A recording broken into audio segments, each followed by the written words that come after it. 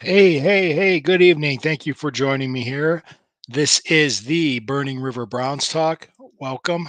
This is a part of the Fanatical Elves Network, which is a subsidiary of the Fans First Sports Network. Thank you for joining me. It is 9:40 p.m. on a Monday night, July 8th, 2024. We appreciate you joining. Thank you so much. Please like, comment, share, subscribe, hit the notification bell. A lot of great people on the Fanatical Elves Network providing great Browns content. Let's talk. I took a little change in direction on what I'm doing my shows and my articles until training camp starts in about 2 weeks. Rookies report in 2 weeks, veterans report in 2 weeks and one day, and then they're going to head to the Greenbrier. So there'll be more stuff to write about. I kind of realized there's a lot of history of the Cleveland Browns that younger fans today might not know about, might not really know and understand. And I'm going to take time every day to kind of give you pieces of this history because to tell it all at once, you're going back to 1946 to do that. But there's one event that happened that was tragic. I was in middle school, or it was the summer before. It was the summer when it was between middle. I was 13 that summer, and tragically, a Cleveland Browns player overdosed from cocaine and he passed away. His name was Don Rogers. So I want to talk about that, kind of like how the impact of that and what it meant to the team and what it did. It was a month before training camp. It was in June 27th, 1986. But before I go any further, without any further ado, I'm going to take a quick pause for a break from a word from our sponsors.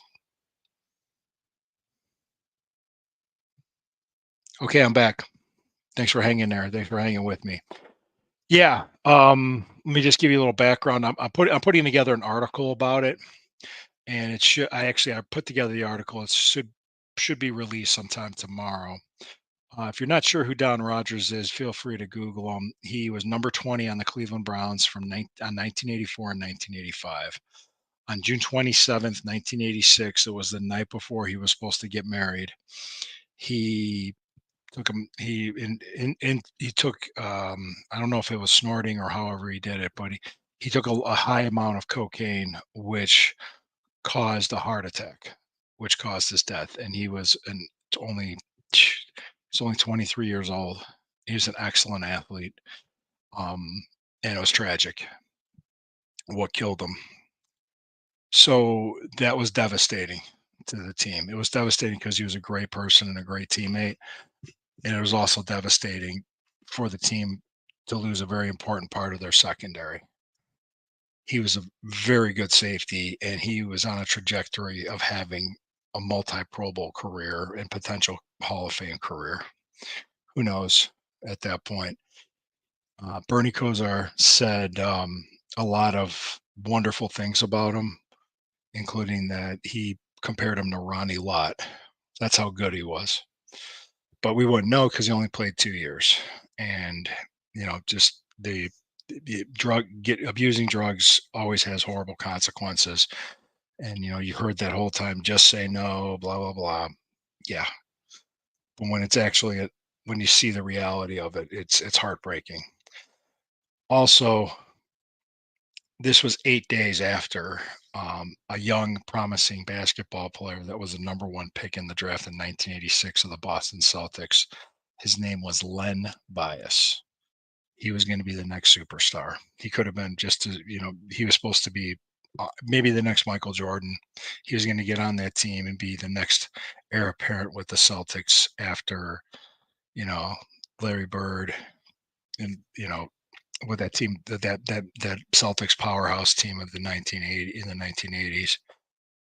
And he was celebrating being the number one pick in the draft, and he did cocaine and he ended up overdosing and dying. So that was Len Bias and then Don Rogers. The Kozar was also quoted as saying that the tragedy of losing Don Rogers was a personal and professional tragedy. And what I think Bernie meant by that was he lost a good friend, but he also lost a very good teammate, a great player in that secondary. Fast forward through the 1986 season, the Cleveland Browns won the AFC Central Division, second year in a row. They were 12-4. They played in the divisional playoff game. They had home field advantage through the playoffs. They were hosting the New York Jets. They came from behind 10 points down with 4 minutes to go, and they defeated the Jets in a thrilling double overtime win. It was like the marathon by the lake. I mean, if you heard about this. Then you have the week after was the AFC Championship game, which was in January of 1987. That the end of that game lives in infamy with Browns fans because John Elway and the Denver Broncos drove 97 yards to tie the game with 34 seconds left. Yeah, it was going to be. It was supposed to be a win. People believe, and they truly believe this, that if Don Rogers was still alive and playing in that game, that drive wouldn't have happened because the safety was just too good to allow it to happen. You never really know. And it's not fair to the person that was playing in that safety position. I couldn't even tell you who it was.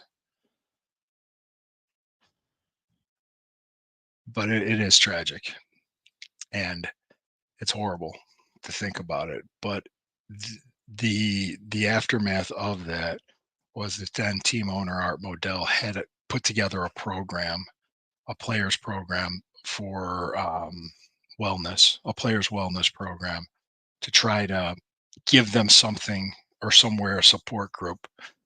Because if somebody was in trouble, he wanted to know about it. And it's tough. It's a rough thing to have happen, especially to lose a teammate and a friend like that. But it's tragic, and it was 38 years ago. Yep. Now I'll give you an idea how old I am. A lot of young fans today that weren't even born at that time. Couldn't even tell you about the Browns teams of the 80s that were expected to win and be in the playoffs every year. So it was it's hard for people to wrap their heads around that because they only know what they know. They've only experienced what they've experienced. I remember. It's hard to understand. It's hard to understand or even fathom losing somebody like that, somebody so young and healthy in such a tragic way. But it happened. And it's something that I think should be remembered. I think shouldn't be forgotten. And I think to let anybody know if you're in a situation and you feel like you're using, to get help. If you're using drugs, get help. Don't get more, get help. Get yourself some help. Talk to somebody before it's too late. And I didn't want to be too heavy handed on this, but it's a tough subject to talk about, the tragic death of a young athlete like that. But it was a rough memory. It was a rough time for everybody. Don Rogers will always be remembered as a Cleveland Brown. And a very good one with a lot of potential. So I appreciate each and every one of you. Thank you for joining me tonight. I will be back again tomorrow night at 9:40 p.m. We'll talk more Browns history until training camp. I always like to pick up something. Who knows what I'm going to write about? Who knows what I'm going to talk about? But this is the Burning River Browns Talk. I am Lou Marconi at lmarconi251 on Instagram, at lmarconi1973 on Twitter X. Thank you for joining me. I appreciate it. Burning River Browns Talk is a part of the Fanatical Elves Network, a subsidiary of the Fans First Sports Network. like, comment, share, subscribe, hit the notification bell. A lot of great people doing a lot of great Browns content. I appreciate each and every one of you. Really do. Always open for discussion. Always. Always willing to hear what you have to think, what you have to say. But always remember, when the river burns, it burns brown and orange. See you tomorrow night.